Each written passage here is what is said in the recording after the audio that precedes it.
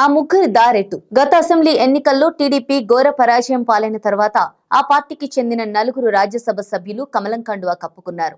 నాడు తెలుగుదేశం పార్టీ రాజ్యసభ పక్ష నేతగా ఉన్న సుజనా చౌదరి, ఇతర ఎంపీలు సీఎం రమేష్, టీజీ వెంకటేష్, గరికపాటి మోహన్ రావు బీజేపీలో చేరారు.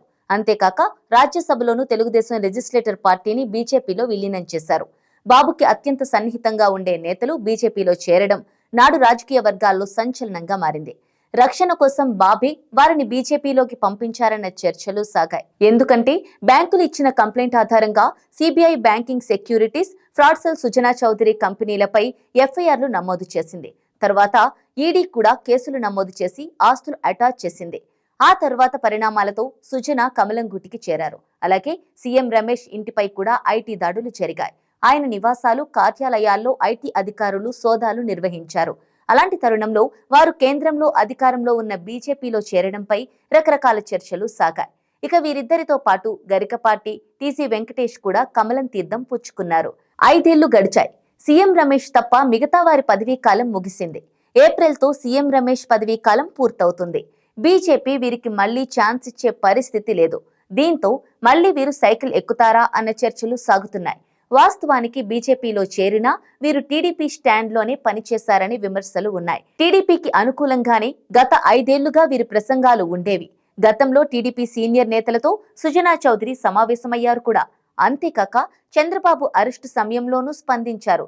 స్కిల్ డెవలప్మెంట్ స్కీమ్ ద్వారా 2 లక్షల మందికి ఉద్యోగాలు వచ్చాయని చెప్పుకొచ్చారు. అలాగే టీడీపీ నేతలతో సుజనా చౌదరి సన్నిహిత సంబంధాలు అప్పటి నుంచి ఇప్పటి వరకు కొనసాగిస్తూ ఉన్నారు. ఇక సీఎం రమేష్ సైతం టీడీపీ పట్ల పాజిటివ్ గానే ఉన్నారు. రీసెంట్ గా పులివెందుల టీడీపీ నేత బీటెక్ రవి అరెస్టుపై ఓ టీడీపీ నేత తరహాలో రమేష్ రియాక్ట్ అయ్యారు.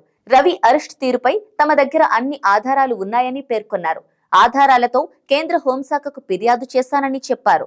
అంతకు ముందు పలు సందర్భాల్లో సీఎం రమేష్ టీడీపీ పట్ల తన ప్రేమని చాటుకున్నారు. ఇక టీజీ వెంకటేష్ సమయానుకూలంగా స్పందిస్తారు. కాంగ్రెస్ లో పదవులు పొందారు. ఆ తర్వాత టీడీపీలో చేరారు. 2014 ఎన్నికల్లో ఓడినా చంద్రబాబు రాజ్యసభ ఇచ్చారు. గత ఎన్నికల్లో వెంకటేష్ కొడుకు భరత్ కి ఎమ్మెల్యే అభ్యర్థిగా అవకాశం ఇచ్చారు. దీంతో టీజీ తిరిగి సైకిల్ ఎక్కినా పెద్దగా ఆశ్చర్యమేమీ లేదు. ఇక గరికపాటి తెలంగాణ వ్యక్తి. తెలంగాణ రాజకీయాల నుంచి టీడీపీ అవుట్ అయింది కాబట్టి ఆయన ఎలాంటి నిర్ణయం తీసుకుంటారో చెప్పలేం. వాస్తవానికి గతంలో చంద్రబాబుకు అత్యంత సన్నిహితుల్లో సుజనా చౌదరి ఒకరు. అందుకే 2 సార్లు రాజ్యసభ సీటిచ్చారని అంటూ ఉంటారు. అంతేకాక 2014లో కేంద్ర కేబినెట్ లో టీడీపీ చేరగా సుజనా చౌదరికి సహాయ మంత్రి పదవి దక్కింది. తన వ్యాపారాలు, ఆర్థిక లావాదేవీలను చక్కబెట్టుకోవడానికే సుజనా చౌదరి బీజేపీలో చేరారని చెప్పేవాళ్లే ఎక్కువ. బీజేపీలో మొదట యాక్టివ్ గా పనిచేసిన సుజనా తర్వాత నెమ్మదించారు. ఆ తర్వాత సుజనా చౌదరి రాజ్యసభ పదవీ కాలం ముగిసింది. ఆయనకు ఏదో ఒక రాష్ట్రం నుంచి బీజేపీ హైకమాండ్ అవకాశం ఇస్తుందని భావించినా అది జరగలేదు. దీంతో ఎన్నికల ముందు టీడీపీ వైపు వెళ్లే ఆలోచనలో ఉన్నట్టు తెలుస్తోంది. బాబు అరెస్టు తర్వాత సింపతి వచ్చిందని భావించి పాత కమ్మలంతా తిరిగి వచ్చేందుకు సన్నాహాలు చేసుకుంటున్నారని టాక్. గతంలో పార్టీలో క్రియాశీలకంగా పనిచేసి తర్వాత ఇతర పార్టీల్లోకి వెళ్లిన నేతలను తిరిగి పార్టీలోకి తీసుకురావడానికి బాబు కూడా ప్రయత్నాలు చేస్తున్నారని సమాచారం.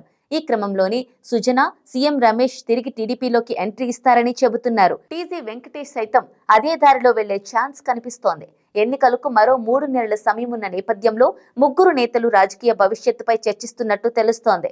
త్వరలో ఏదో ఒక నిర్ణయం అధికారికంగా వెల్లడించే ఛాన్స్ ఉంది.